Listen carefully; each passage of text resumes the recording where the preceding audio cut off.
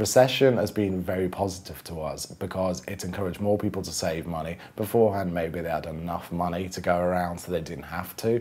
Now it's become the norm, and now we've noticed, even through the most recent months when things are potentially getting better for some people, we've continued to grow. So I really think it's a whole mindset change. People are just using discounts. They know they're there. It's not seen as cheap. It's not seen as tacky. You know, it's actually you're clever and savvy. We've twisted that in people's minds. You know, I always refer back to my grandma used to have little magnets on her fridge, you know, and she used to have all the vouchers out the newspapers, and I seen it as cheap when I was embarrassment, you know, for me when I went to the supermarket with my grandma. Now it's quite cool. Look how much you're saving, and the viralness of it, social media really helps. So it's just win-win. When social media came around and started developing, it's just better for our business because more and more people spread the word. The way MyVoucherCodes and Market Media, the holding company, makes money, very, very simple model. We promote and market vouchers and discounts to our users. We get very regular users. They subscribe to our emails, so they're very loyal to us. The first place they visit when they shop online is generally MyVoucherCodes. They're looking what deals, what discounts are available. We work with all the merchants directly, and we say, if we send you customers, can we have a commission? So we just use online tracking technology, referral, etc., to track these sales. So every person that comes and shops via MyVoucherCodes particularly, we will earn a small commission on. So how do we stay ahead of the competition? It's a great question. It comes natural to me. I'm always looking for new opportunities. I'm always looking for the next thing. Obviously, the core business is the vouchers, but we've just got to stay ahead of the game. I think the size of the business really helps us because we can bargain more. I always publish to our users. The more people that use us, the more we can bargain. So that's a very key point. Obviously, we can talk to the big brands and get bigger discounts. Innovations, constantly adding new sections. You know, we've just launched our mobile application, so that helps us take vouchers to the high street. It's just about staying ahead. I mean, relevancy is quite important. We're constantly trying to improve the results. There's a number of things. Some of the things that are happening right now and starting to be rolled out are MyVoucherCodes Local and MyVoucherCodes applications, which we're launching on Android the end of this week. So that really excites us because we're already on Apple. So these allow us to take our basic VoucherCodes business to the high street. So the core of the business before was online vouchers. So when you shop online, for anyone who doesn't know, you essentially get voucher codes to use in online checkouts. What we're taking the business is to a whole new level. So now you can walk down the high street and on your mobile phone, use geolocation and walk into a venue and use a voucher by showing it on the screen. So that's a real exciting area for me, and allowing users to come to the website, type in their postcode and see what's around them or where they work. Interestingly, when I first started the business 4 years ago now, it all happened naturally. You know, it was just a natural progression in the right direction, upwards. You know, and what it was, you know, I started the site very basic, very small, more or less started the website for £300, and onwards and upwards it grew, and I added a little bit of PPC, but the budgets were very small, a few £100s. Now they grow and grow and grow. I mean, I won't give specific figures, but we spend millions every year now, you know, but it's just in relative scale. The more people that look online for vouchers and discounts, the more traffic there is, the bigger the spend is, but that means the revenues are bigger too. So it's a big, constantly evolving circle, and then the revenues and the traffic figures are constantly pointing upwards.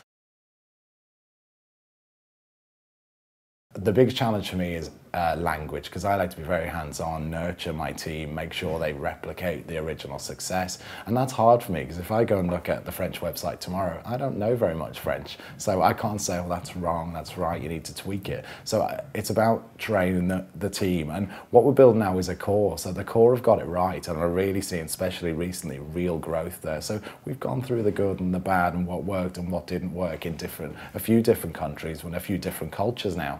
So I think we've more or less been through the majority of it, ready to really roll it out. We've trialed, errored, and now I've got a hub of a team internationally who all speak foreign mostly. I think they can speak English as well, but it's great to know they're a hub of their own and they can actually take the projects forward internationally. So we're really in a good position to do that, and the world's the oyster now.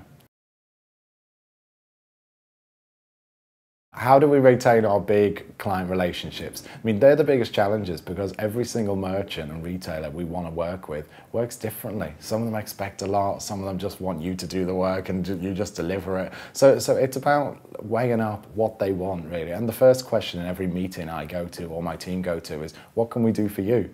Because it's not worth us standing there pitching and blowing our own trumpet, so to speak, when they might want that. So I just say, what do you want? What's your plan? And how would you like to take this forward? So that's essentially it. We customize to every single merchant. Some of them like to deal on the phone, some of it's face-to-face meetings, some of it's big board level plans, you know, so, and they have to get sign off. So it really is customized to each individual. Mentorship has been a great thing for me to get involved in, as in, I mean, I'm not a full business expert. I never see myself, it's, you know, there's a world to learn and there's a lot of experience which I haven't had in business. And I only know probably one certain sector of business well online. You know, mobile's another area we're moving into, but it's self-discovery as we go. So, I mean, that's very important to me, and I can pass a lot of that knowledge on to new startups and do very well. I mean, people look up to me as an expert in that space. That's great. You know, I'm constantly on the finger on the pulse. Regarding getting ideas and motivation from other people, that's always challenging because it was a very kind of, I did it myself. I didn't know anyone else in business, no one in, especially in the businesses that I run.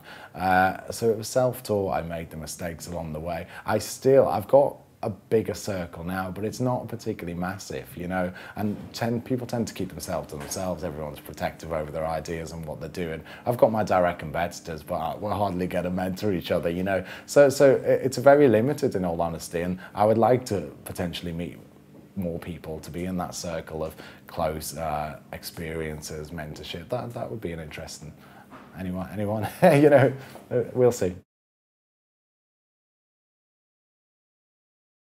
One of the key things I'll always say to people is try and think of something that's scalable. You know, it's a very important point because I got stuck in a rut with some businesses I started knowing it was very difficult to scale, relied very much on people, you know, juggling yourself in different venues potentially. So on online business, there's so much scope, there's so much opportunity, and it's one of the biggest growth areas. So scalability, always take that into account. I think once you start your business, another area is run it like a startup, because I always thought the more people I'll take on, the more success we're going to make. And it doesn't necessarily work like that. What I found, I think it's very important, run it like a startup, always be understaffed. You know, it sounds more dramatic than I mean, but it means everyone chips in, it means everyone will grab any spare projects and spare tasks, and it kind of keeps everyone together. Where if you have too many staff and everyone's siloed and does exactly what they do, it can work, but it can be difficult because when something comes along that no one's doing, that's not my job, and you don't want that. So that's what I found as well.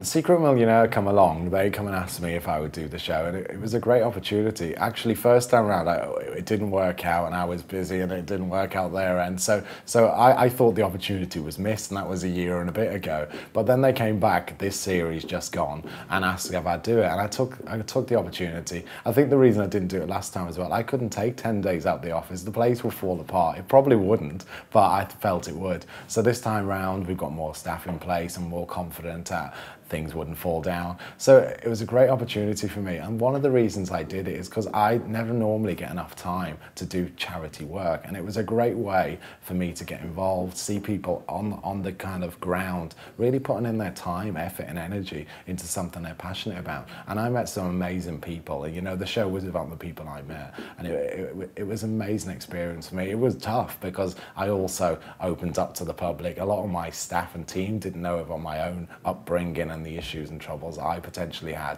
but they were nothing compared to some of the people I met. But when you touch upon issues in your own life and you could get a rapport with some people, I think it was quite an emotive show after all, and people were texting and calling and go, oh, I didn't know that, you know, a little tear in my eye watching it. You know, one of the big things was about my mum, because she'd gone through domestic violence. I ended up going into a domestic violence retreat for women, you know, and it was quite touchy because my mum's never mentioned that in our family circle, but I knew it happened because I remember, and it actually, at least it opened up in my family. It was a bit of a risk for me because I didn't want to go against my mum not wanting it to be known, but at the same time I did say to her, are you okay if I talk about it? And so it was quite interesting for me because I was half very apprehensive and half interested to see how it would work in my own circle. So it was a very close subject, but overall I met some amazing people. The Groupon valuation, crazy figure.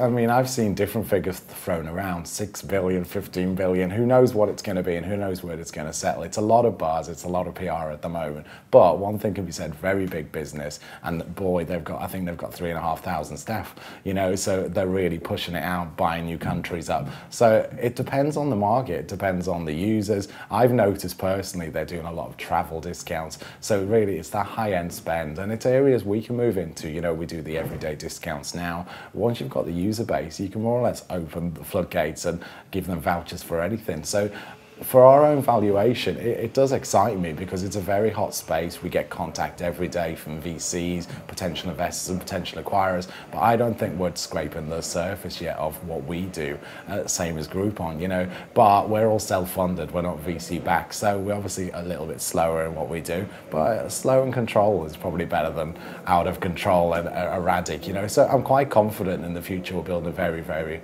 big value business.